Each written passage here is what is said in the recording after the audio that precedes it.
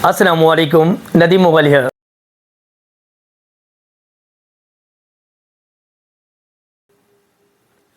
Now, पांचवी adjustment, इस adjustment का नाम है एक्रूड आउटस्टैंडिंग अनपेड पेबल, यानी कि कोई ऐसा एक्सपेंस जो हम पर ड्यू हो चुका लेकिन अभी हमने पेड नहीं किया, हमारे लिए पेएबल है।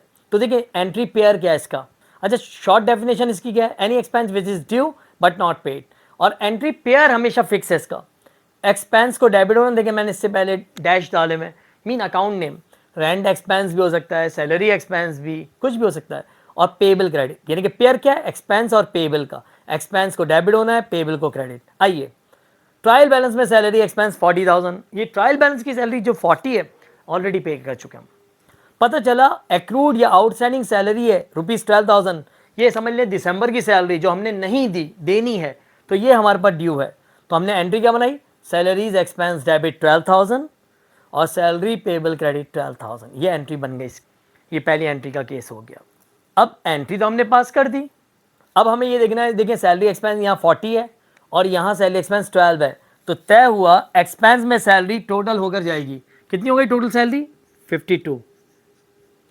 ये तो एक्सपेंस हो गई, क्योंकि वजह ये सैलरी भी डेबिट है, ये भी डेबिट है, तो दोनों डेबिट प्लस हो जाएंगे। और अब रही सैलरी पेबल, ये लाइबिलिटी में चले जाएगी, सेम यही 12।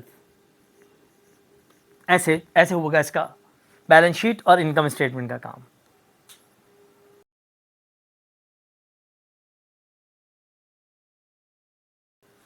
नो, सैलरीज एक्सपेंस 48,000 दे चुके।